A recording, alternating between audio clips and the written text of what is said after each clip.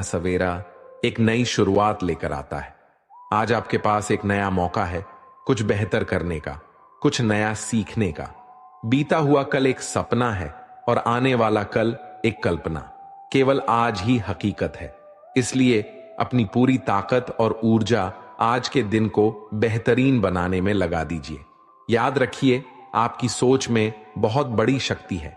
आप जैसा सोचते हैं वैसा ही बनते चले जाते हैं।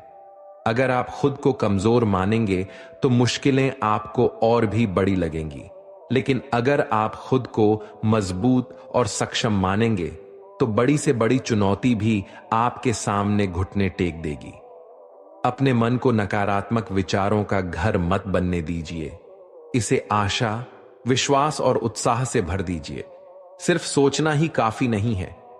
अपनी सोच को हकीकत में बदलने के लिए छोटे छोटे कदम उठाना भी जरूरी है। हर रोज एक छोटा कदम आपको आपकी मंजिल के करीब ले जाएगा। रास्ते में मुश्किलें आएंगी, आप गिरेंगे भी, लेकिन हार मत मानिए। गिरकर उठने वाले को ही बाजीगर कहते हैं। हर गलती एक सबक है जो आपको पहले से ज्यादा मजबूत और समझदार बनाती है। इसीलिए जीवन की इस चुनौती को स्वीकार करें। पूरे आत्मविश्वास और सकारात्मकता के साथ इसका सामना करें। हर पल को जिएं, हर अनुभव से सीखें और हमेशा आगे बढ़ते रहें। आपकी जीत निश्चित है। बहुत समय पहले की बात है। एक महात्मा एक गांव से होकर गुजर रहे थे। उस गांव में एक तालाब था। महात्मा और उनके सभी शिष्य तालाब के पास आकर रुक गए। तभी वहां एक लड़का अपनी मां के साथ पानी भरने आया। उस लड़के की नजर महात्मा गुरु पर पड़ी।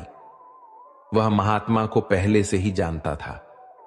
उसे पता था कि महात्मा बहुत ज्ञानी है और वे सभी के प्रश्नों का उत्तर देते हैं। वे सभी की समस्याओं का समाधान भी बताते हैं। वह उनके पास गया और बोला, मैं बहुत बड़ा कुछ करना चाहता हूं, लेकिन जब मैं कुछ करने का प्रयास करता हूं तो मैं उस कार्य को पूरा नहीं कर पाता हूं। मुझे समझ नहीं आता कि मैं कहां गलती कर रहा हूं। इसलिए मैं आपसे यह प्रश्न पूछना चाहता हूं कि लक्ष्य प्राप्त करते समय ऐसी कौन कौन सी कठिनाइयों का सामना करना पड़ता है जिनको पार करने के बाद ही कोई व्यक्ति सफल हो सकता है। महात्मा उस लड़के की ओर मुस्कुराते हुए बोले, जब तक तुम अपने लक्ष्य की ओर कदम नहीं बढ़ाते तब तक सफलता से जुड़ा हर प्रश्न, हर उत्तर अधूरा है। महात्मा ने इस उपदेश को समाप्त कर अपने सभी शिष्यों के साथ आगे की यात्रा जारी रखी। उस लड़के ने भी अपनी मां के साथ घर लौटने का निर्णय किया और घर वापस आ गया। अगले दिन जब वह लड़का अपनी मां के साथ तालाब पर पानी भरने आया तो उसने देखा कि कल तालाब में जो कमल की केवल कलियां थीं, वे आज पूरी तरह से खिल चुकी थीं। उसकी मां को इस पर यकीन नहीं हो रहा था। उसने अपनी मां से कहा, बेमौसम इतने सारे फूल एक साथ खिलना, ऐसी घटना तो मैंने आज तक नहीं देखी। यह सब महात्मा के यहां आने के कारण हुआ है, अर्थात यह उनका ही प्रभाव है। उस समय वह लड़का सोचने में खो गया। उसने तुरंत ही तालाब से एक कमल का फूल तोड़ा और मन में यह सोचना शुरू किया कि यदि तालाब की यह खूबसूरती महात्मा के प्रभाव के कारण है तो मुझे महात्मा से जरूर मिलना चाहिए। शायद वे मुझे कुछ सीखने के लिए संकेत देना चाह रहे हैं। सोचते सोचते उसने तय कर लिया कि वह महात्मा से जरूर मिलेगा और महात्मा की वह आवाज उसके मन में गूंज रही थी, तुम लक्ष्य की ओर कदम नहीं बढ़ाते तब तक सफलता से जुड़ा हर प्रश्न, हर उत्तर अधूरा है।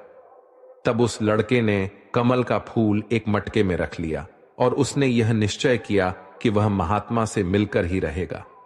उसके मन में जो भी प्रश्न थे उनके उत्तर जानने का उसने निश्चय किया।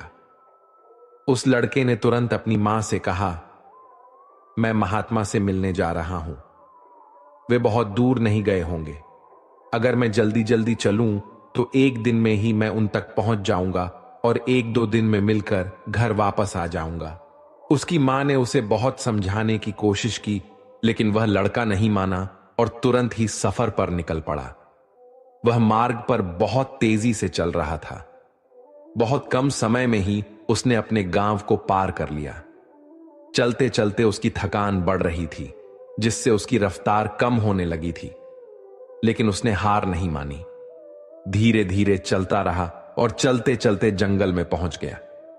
जंगल को देखकर उसके मन में डर उत्पन्न हुआ। उसने सोचा, मैंने आज तक जंगल पार नहीं किया है और इस जंगल में कई जंगली जानवर भी हो सकते हैं। यदि मैं रास्ता भटक गया तो मैं महात्मा तक कभी नहीं पहुंच पाऊंगा, और यदि मैं किसी गलत रास्ते पर चला गया तो मुझे कम से कम 2 दिन और लगेंगे महात्मा तक पहुंचने के लिए। अगर वे मुझसे बहुत आगे